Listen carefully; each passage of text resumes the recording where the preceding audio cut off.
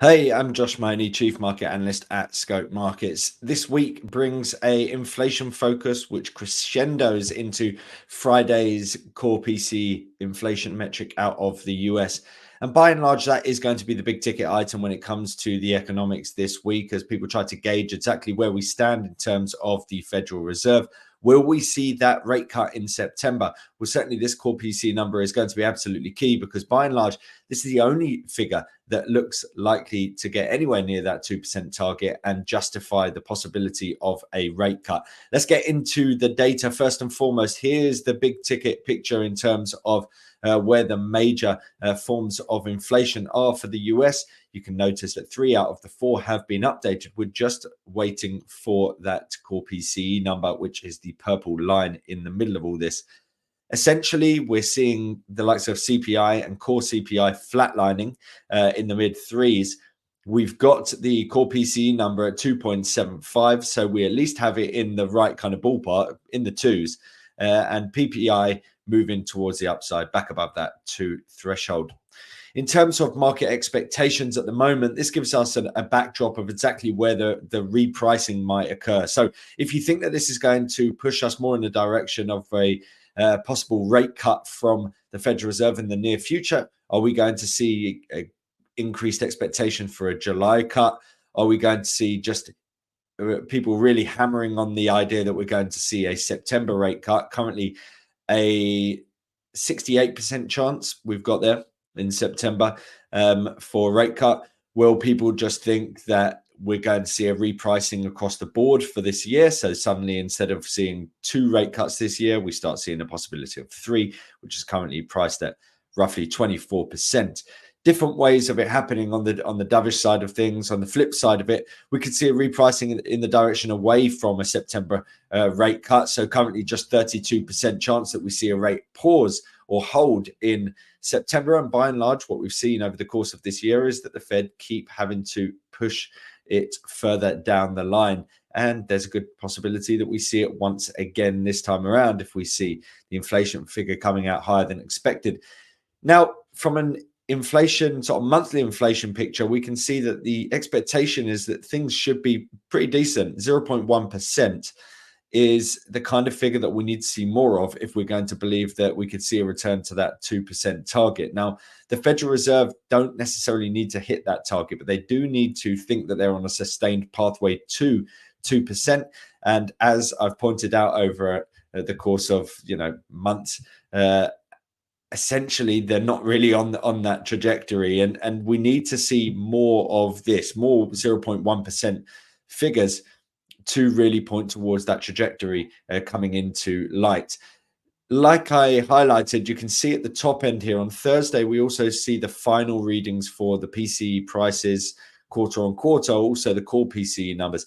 And what's interesting here is, if I show you it here, this is the problem. When we're talking about the possibility of them thinking they're on a trajectory back to 2%, what you'd need to see is what we have seen the prior 2 quarters, aside from this first one in 2024. So Q3, Q4 of last year, we saw 2 very low figures in terms of these quarterly core PCE metrics. Great. Now we're on target to, get back down towards that 2% area soon enough. Instead, we saw this massive surge in terms of inflation pressures. We saw that in terms of the monthly numbers that I've been going through regularly. And you can see it here in terms of that quarterly breakdown. So whilst we're unlikely to see too much movement, as you can see here, the forecast is 3.3 on the headline PC and then the core figure 3.6. Whilst we're unlikely to see too much movement on that because it's a final reading, it does hammer home the point of exactly what we've seen recently. The beginning of this year really has seen a surge in terms of price pressures.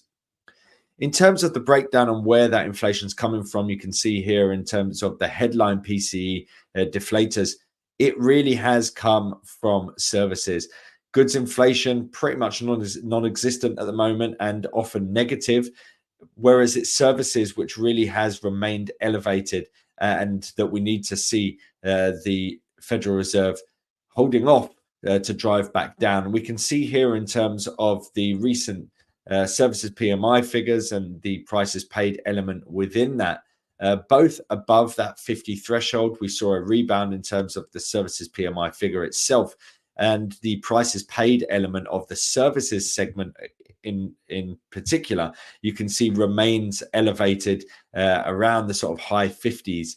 So very strong price pressures within the services sector, and that remains a key concern given the fact that the inflation by and large at the moment is a services-led issue. Here's the breakdown in terms of how I see things on a sort of monthly basis and how that feeds through to the sort of wider spectrum. So you can see here in terms of the core PCE figure, 2.75. What are we seeing from last time? No, this time last year, 0.288. That's stripped out. Now, if we're looking at what happened last time around, 0.249 was the last figure reported for the core PCE number on a monthly basis for April. So, if we were to replace that last year's figure with the one that we've just seen last month, we wouldn't see a huge amount of disinflation coming into play for the core PCE number. But the expectation is that we're going to see a 0.1 figure. And so if I just get back here, that should help things along. You can see here the expectation is a decline to 2.7. So a gradual move towards the downside here for the core PCE number, not necessarily filling you with confidence that we're going to see a dramatic move back down to target. But the problem here is that, as we were talking about, we've got this big bulk of inflation that's taking place in Q1. You can see January, February, March, all very solid monthly readings. And you can see if we're looking forward from the May 2023 figure, if you look at those orange bars from last year, you can see June, July, August, October, November, December, all low figures, lower than the figures we've seen over the past 4 months. And so we need to see that 0.1, really. We need to see something to say that we're able to at least stay still, because if we don't start hitting 0.1s and alike on a monthly basis, then you're going to see that core PCE metric moving towards the upside. And so this argument that, well, the Federal Reserve can see us heading in the right direction towards that 2% target, that's easy when you have these year-on-year comparatives that are, if you look at that figure that's getting stripped out this time, it's pretty chunky compared to what we're seeing in the next 3 months. But once we're seeing difficult comparatives, we're likely to see inflation flatline or move towards the upside. And then the story about, well, the Federal Reserve see us moving towards target because we keep seeing this metric moving lower, which has been the case. We've been seeing this gradual move towards the downside for both core CPI and core PCE. But we've now reached a period in my mind that we're likely to see it flatlining and potentially moving towards the upside. So that could put pressure on the Federal Reserve. You will be able to see a number of different ways if I annualize it. If I annualize it on a 4-month annualize and we see an almighty spike of late, instead I've done the 8-month annualize to essentially say, give it like 4 months, where would we be from now? And you can see 3.11, which essentially alludes to the fact that, it's going to be highly likely that once we strip out these small monthly figures for June, July, August, then you're more than likely going to see core PC higher than it is at the moment. And in which case, I think there's some question marks about whether a September rate cut could come to fruition or not. In terms of the US dollar, let me just put this onto a wider spectrum for you. So we've been seeing it regaining ground of late, but what's notable here is that it has diverged from the US 10-year. You can see this very close correlation between the US 10-year and the US dollar index. That has widened of late. And this is really interesting because one of them's got to give. Either we see a spike in terms of the US 10-year or we see a pullback in terms of the dollar index. And like I said, if we're seeing the 0.1 figure in terms of the core PCE number, then it's like, great, maybe that keeps the gravy train rolling on for the time being. And people think this is brilliant. We're still seeing downside in terms of the core PCE number. But if we don't see that, if we see it flatlining already, and we know that we've got more difficult metrics to come in the months ahead, you could see some caution coming into play. You could possibly see the likes of the US 10-year moving towards the upside and the possibility of further upside for the US dollar. If we do see, a 0% monthly figure, that 0.1% monthly figure, maybe you'll see some optimism coming into markets that we are going to see that September rate cut, and you could see some weakness, but we need to see a break through this 105.125 to give us confidence that that is what's happening and that we're going to see this market roll over. If I just show you in terms of this, let me do the 4-hour chart. You can see here we have got this nice bullish trend playing out for the US dollar. Currently looking like, in my mind, we could turn the corner and start to see the bulls coming back into play once again. You can see we've come into the deep fib zone. We're starting to see the bulls, a little bit of an emergence for the bulls. So 105, 125, that's support level that we need to break to end this near-term rebound. But you can see here the wider trend is bullish that we've been seeing over the course of 2024. We've pulled back. That period appears to be over now that we've rallied up through this swing high at 105, 176. We pulled back, found support on that level, rallied upwards once again. We've pulled back into the deep Fibonacci zone, and now we're starting to see the bulls come into play. So I think there's a good chance we do see some strength here for the US dollar. So that brings into light the possibility of a rebound in terms of the 10-year. And so what's notable here is that if we were to also overlay the S&P 500, you can see that the 10-year, this is, bear in mind, I have inverted the S&P 500 here.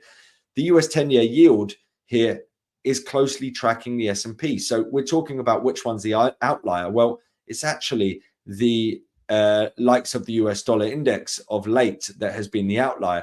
The 10-year yield and the S&P 500 both moving together. But like I said, there's a risk that we do see the US dollar move towards the upside once again. And then that points towards a possibility of a rebound in terms of the 10-year yield and a possibility of weakness in terms of the S&P 500. That all really relies on us potentially coming into a little bit more of a pessimistic mood. And certainly, I think if we were to see inflation coming in higher than expected, that could be that. Or we have to wait until next month, in which case there's a good chance that we're going to either see flat inflation or inflation that moves towards the upside. And therefore, people start to think, hold up, how are we pricing this September rate cut so strongly if the Federal Reserve are just looking for confidence that they're moving back towards target? And now we're starting to see inflation move upwards once again. So it's going to be absolutely key to know exactly which breaks here. You know, is the US 10-year yield and the S&P 500 correct? And therefore the dollar index is going to roll over and join that? Or are we going to see the likes of the S&P 500 rolling over, the 10-year moving towards the upside, and the dollar index continuing to gain ground following this little double bottom formation off the back of that retracement phase that I've shown you on the dollar index there? So we've pulled back once again. And for me, I think there's a good chance that we're going to continue to gain ground. But really, it comes down to what this core PCE report tells us. In my mind, it's not going to be able to tell me anything in terms of making me feel super confident that we're going to reach that 2% target anytime soon. I think there's a good chance that we're going to have to see the middle of next year before that happens, or you know, back into Q1. So this September rate cut is going to have to happen in all likeliness against a backdrop of rising inflation and probably a core PCE figure that's higher than where we are at the moment. In terms of US markets, like I said, the S&P 500 has some risk within it. This is the Nasdaq, the US 100. You can see from a long-term perspective, it's certainly an impressive trend in itself, but we're starting to weaken here. So are we going to see a sort of pullback phase coming into fruition? Well, like I said, there is a risk of that as we see that relationship between the US 10-year yield and equity markets and the US dollar. And so as we're heading lower, the key thing here is, are we going to break the 19477? If we do, we start looking at potentially retracing this wider rally from 18187. So in which case we'll be starting to look at it from a sort of fib perspective and looking for those kind of, 187 kind of areas, 188s, but we're not there at the moment. We haven't broken this 194.77. And so it's sort of a case of holding off for the time being. But I think these markets have done very well, but invariably they've been driven by the strength of Nvidia. And what happens when Nvidia stops holding up the market? Does the rest of the market play its role, do its job, or does the rest of the market say, hey man, we've been floundering all this time, we've been propped up by Nvidia? And you just have to look at the Dow Jones Industrial Average to highlight exactly what the trajectory would be if you didn't have a couple of these big tech names within it. So look out for this key support level. If we break back below that level, we're looking at a wider retracement. I'm not saying that we're suddenly completely topped out in this market. It's just that this market, as with all markets, doesn't move in a straight line, right? So you have periods of retracement. Generally, that might take 1 week, 2 weeks, 4 weeks, 2 weeks, 3 weeks, 3 weeks. A few weeks of a pullback is not necessarily a huge problem for those long-term investors.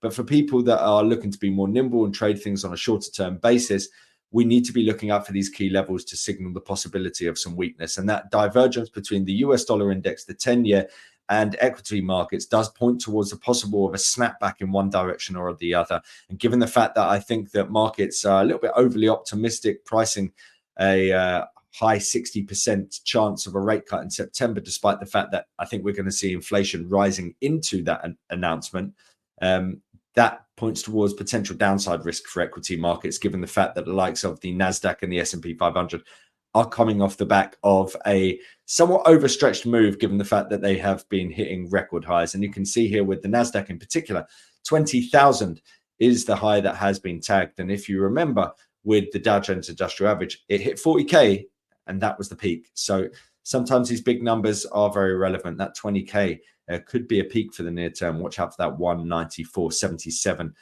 low. If we break that swing low, then it points towards the possibility of a wider retracement for this market. I hope that's been useful. Like I said, that's going to be the big ticket item for this week. But we also see inflation metrics from likes of Canada and Australia. I provided a preview within a week ahead for that. And also we have, of course, the French election coming up, the first round of it on the weekend, which means we should see plenty of volatility in the European markets in particular as we head towards the back end of the week.